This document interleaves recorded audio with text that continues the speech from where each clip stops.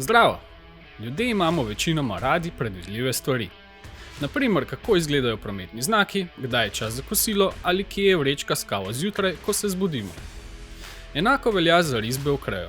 Risbe, ki jih izdelajo različni uporabniki, se lahko med seboj razlikujejo. To pa vodi v kar nekaj nepotrebnega dodatnega dela in zmede med oddelki. Zakaj jih ne bi torej enostavno standardizirali? Creo z možnostjo izdelave predlog omogoča prav to. Matevž, pokaži nam, kako v izdelavo risb vnesemo ravno pravšnjo mero predvidljivosti. Pozdravljeni! Kot je Robi že napovedal, se bomo danes dotaknili področja tehnične dokumentacije. Pogledali si bomo uporabo predlog za izdelavo novih risb. Predloge nam avtomatizirajo in pohitrijo proces izdelave risb, saj nam samodejno izdelajo poglede, nastavijo željene prikaze, dodajo opombe, dimenzije, izpolnijo tabele in prikažejo vse ostale potrebne informacije na vaši risbi. Poglejmo si uporabo predlog v programu Creo. Za začetek si bomo pogledali, kje se nahajajo predloge. Predloge najdemo v mapi Templates in danes si bomo gledali že pripravljeno predlogo namig meseca. Predloga že vsebuje format, vsebuje glavo formata in 3 poglede. Vaša predloga lahko seveda vsebuje poljubno mnogo teh pogledov. Za postavitev pogleda izberemo Template View in ga postavimo na željeno mesto. Vsakemu pogledu lahko definiramo ime, potem pa tudi orientacijo, kombinacijsko stanje, poenostavljen prikaz, prerez, eksplozijsko stanje, naprimer sestave, potem merilo pogleda, process step, prikaz pogleda, torej v kakšnem stanju bomo model videli, prikaz tangentnih robov, ali želimo izdelati linije za pripetje, ali želimo izdelati dimenzije ali pozicijske oznake. Te spet pridejo prav v primeru sestavov. Vsak postavljen pogled je lahko glavni ali projekcijski, v našem primeru imamo en glavni pogled in 2 projekcijska pogleda. Tako izgleda naša predloga. Sedaj pa bomo tole predlogo uporabili in sicer jo bomo uporabili za izdelavo risbe. Izdelali bomo risbo ene bolj preprostih komponent našega sestava, ki se pravkar odpira na zaslonu. Izbrali bomo tole komponento v sredini, kajti na tej bomo lahko lepo prikazali delovanje in uporabo predlog. Pa izdelajmo torej novo risbo, izberemo New Drawing, klasičen način, obkljukamo avtogeneriranje imena, ki ga nudi Creo 7 in v izbirnem meniju izberemo Use Template, torej uporaba predloge. Izberemo željeno predlogo, torej to, ki smo si jo pravkar ogledali, in kot lahko vidite, z uporabo predloge imamo avtomatično že kreirane 3 poglede, torej tloris, naris, stranski ris, imamo že format, glavo formata izpolnjeno, seveda pa lahko potem poglede poljubno priredite, uredite, prestavite dimenzije dodatno, kakor bi želeli.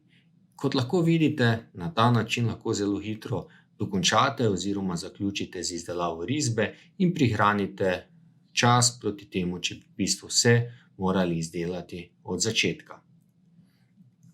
Kot drugi primer si bomo pogledali izdelavo risbe, prav tako z uporabo predloge, tako kot smo to storili sedaj, ampak na primeru sestava. To pomeni, predloge niso omejene na posamezne komponente, ampak lahko risbo izdelamo s predlogo tudi za sestavo. Torej ponovimo postopek, izberimo Use Template, torej uporabi predlogo in izberemo drugo predlogo. Seveda vi imate lahko teh predlog poljubno mnogo. Kot lahko vidite, imam ponovno že glavo formata, izpolnjeno kosovnico, potem imam pogled z eksplozijskim pogledom, potem dodamo še na primer pozicijske oznake in kot lahko vidite, na ta način zelo hitro prav tako zaključimo z izdelavo naše risbe. Uporaba že vnaprej pripravljenih predlog pa se pogosto uporablja tudi pri izdelavi novih modelov. In to bomo si sedaj pogledali na primeru pločevinastega kosa. Kot ste lahko videli, v trenutni mapi nimam nobenega kosa ali risbe. Torej izdelal bom nov kos, ki ga seveda lahko poljubno poimenujemo. Izberemo startni kos, kot pri vseh ostalih komponentah, vpišemo parametre, ki bi želeli, na primer enega od njih bomo v tem primeru tudi izpolnili in poskrbimo, da imamo obkljukano Copy Associated Drawings. Ta kljukica poskrbi, da nam bo ob izdelavi komponente avtomatično izdelalo v ozadju tudi risbo te naše komponente. Seveda, zato moramo imeti v ozadju že naprej pripravljeno predlogo, kot smo to videli prej. Da bomo imeli neko geometrijo, bomo na hitro zmodelirali naš pločevinast kos. Naredili bomo nek čist preprost kos, kot ga lahko vidimo tukaj. Dajmo še ga narediti simetričnega in da dodamo še malo neke dodatne geometrije, dodajmo tukaj en flange wall, ki ga lahko poljubno editiramo, da dobimo neko končno obliko. Ok, recimo, da smo zadovoljni z našo obliko in kot lahko vidite, v ozadju je bila že avtomatično kreirana risba. Torej, brez našega inputa oziroma vnosa se je risba samodejno ustvarila.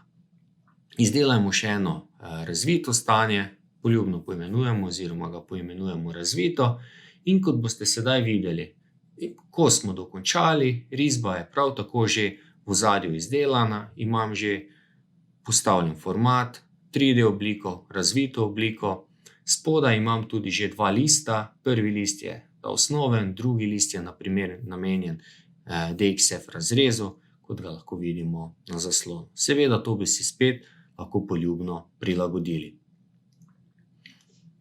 Predloge se tako pogosto uporabljajo pri standardnih risbah, torej pri risbah, kjer imate neke že vnaprej definirane poglede, kot je na primer to velja za risbe elektrod, lahko tudi pri kakšni profilni konstrukciji, oziroma sami veste, kje v vaši proizvodnji oziroma pri vašem modeliranju imate risbe, ki bi bile lahko standardizirane. Zato vam tudi priporočam, da uporabite predloge in z njimi prihranite čas.